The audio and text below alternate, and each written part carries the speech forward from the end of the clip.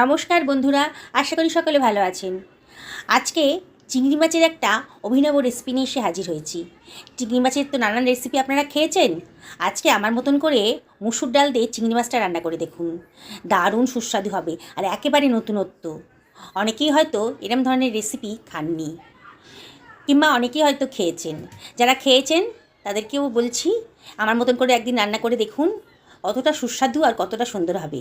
আর যারা না খেয়েছেন তারা তো একবার খেলে পরে বারে বারে কিন্তু এইভাবেই বানাবেন। বানানোর প্রসেসটাও খুবই সোজা আর দেখতেও কিন্তু দারুণ সুন্দর, খেতে কিন্তু তার থেকেও বেশি সুন্দর। দেখুন বন্ধুরা, কত সুন্দর দেখতে হয়েছে। চলুন তাহলে বানানো যাক। আমি এক বাটি মতো মুসুর ডাল আধ ঘন্টা আগেই ভালো করে ধুয়ে ভিজিয়ে রেখেছিলাম, বেশ নরম হয়ে গেছে। এবার এটাকে জল ছাড়াই বেটে নেব। মিক্সার গ্রাইন্ডারে হয়তো দিয়ে দিচ্ছি। এটাকে কিন্তু জল দিয়ে বাটলে হবে না, এটা জল ছাড়াই কিন্তু বাটতে হবে। দেখুন বাটাটা হয়ে গেছে। এবার আমি প্রায় 150 গ্রাম মতো চিংড়ি মাছ একটু কুচু করে কেটে নিয়ে দিয়ে দিলাম ডাল বাটার ভেতরে। আর দিয়ে দিলাম একটা পেঁয়াজ কুচি। আর এর ভেতরে আমি দিয়ে দিচ্ছি কতগুলো লঙ্কা কুচি। কাঁচা লঙ্কা কুচি দিলে টেস্টটা খুব ভালো আসে। এবারে আমি এর ভেতরে দিয়ে দেবো 2 টেবিল চামচ মতো বেসন। এটা বাইন্ডিংসের জন্য দিলাম। বন্ধুরা, আপনারা অবশ্যই বাড়িতে এই রেসিপিটা ট্রাই করবেন, খুবই সুস্বাদু।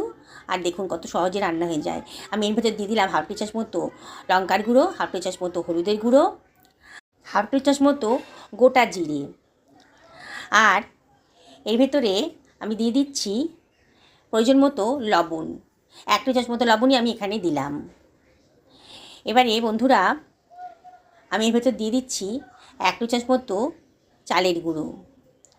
চালের গুঁড়ো না থাকলে আপনারা এখানে কর্নফ্লাওয়ার দিতে পারেন। দিয়ে সব কিছু ভালো করে মিশিয়ে নিচ্ছি। জল দেওয়ার প্রয়োজন নেই, খুব ভালো করে সব কিছু মিশিয়ে নিতে হবে। দেখুন বন্ধুরা, আমি সব কিছু ভালো করে মিশিয়ে নিয়েছি। এবারে আমি এর ভেতর দিয়ে দেব একটুখানি ঘি। ঘিটা দিলে পরে খুব সুন্দর একটা টেস্ট আসে। আবার আমি সব কিছু ভালো করে মিশিয়ে নিচ্ছি। এবার আমি ভালো করে বেশ বড় বড় সাইজের মুঠো মুঠো করে মুইঠা বানিয়ে নিচ্ছি। দেখুন বন্ধুরা, এরকম করে মুঠা বানিয়ে নিলাম। কড়াইতে তেলটা গরম হয়ে গেছে। এবার মুইঠাগুলোকে আমি কড়াইয়ের তেলের ভেতর দিয়ে দিলাম। একসঙ্গে বেশি দেবো না, 4-5টা করেই ভেজে নেব। গ্যাসের ফ্লেমটা মিডিয়াম টু হাইতেই রেখেছি। দেখুন আমি ওলট পালট করে মুইঠাগুলোকে ভালো করে ভেজে নিচ্ছি। খুব কড়া করে ভাজবো না, মোটামুটি ভাজা হয়ে গেছে। দেখুন এগুলো আমি তুলে রাখছি। বাকি মুইঠাগুলোকেও এইভাবেই ভেজে নেব। সমস্ত মুইঠাগুলো ভাজা হয়ে গেছে। এবার ওই তেলের ভেতর দিয়ে দিলাম গোটা গরম মশলা আর একটুখানি গোটা জিরে দিয়ে একটু ফ্রাই করে নিচ্ছি। বেশ সুঘ্রাণ যখন গন্ধ বেরিয়ে গেছে তার মধ্যে দিয়ে দিলাম 2খানা পেঁয়াজকে গ্রেট করে রেখেছিলাম, দিয়ে দিলাম। দিয়ে একটু নাড়াচাড়া করে নিচ্ছি। পেঁয়াজের কালারটা যখন একটু চেঞ্জ হয়ে গেছে, দেখুন বন্ধুরা একটু চেঞ্জ হয়ে গেছে, তার মধ্যে আমি দিয়ে দেবো আদা রসুনের পেস্ট 1 টেবিল চামচ মতো। আর দিয়ে দিলাম একটা টমেটো কুচি। এবারে এর ভেতরে দিয়ে দেবো 1 টা চামচ মতো হলুদের গুঁড়ো, 1 টা চামচ মতো ধনের গুঁড়ো, 1 টা চামচ মতো জিরের গুঁড়ো, 1 টা চামচ মতো লঙ্কার গুঁড়ো, 1 চামচ মতো কাশ্মীরি লঙ্কার গুঁড়ো কালারের জন্যে। আর দিয়ে দিলাম 1 টা চামচ মতো লবণ। এবারে একটুখানি জল দিয়ে দিলাম যাতে মশলাটা পুড়ে না যায়। দিয়ে সব কিছু ভালো করে মিশিয়ে নিচ্ছি। নিয়ে অনবরত নাড়তে হবে, মশলাটা কিন্তু ভালো করে কষিয়ে নিতে হবে।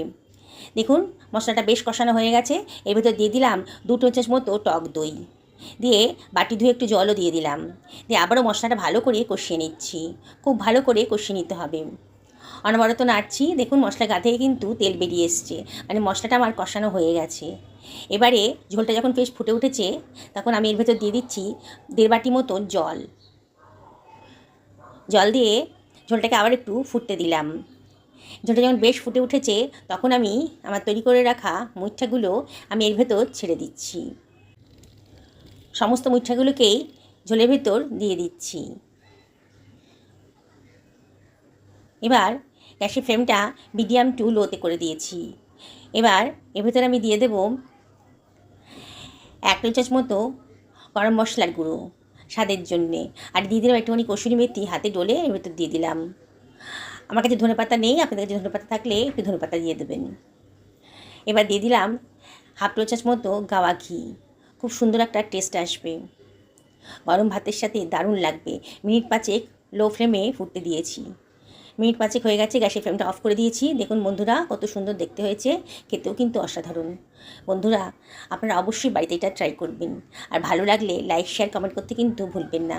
দেখুন কত সহজে একটা নতুনত্ব রান্না তৈরি হয়ে গেল।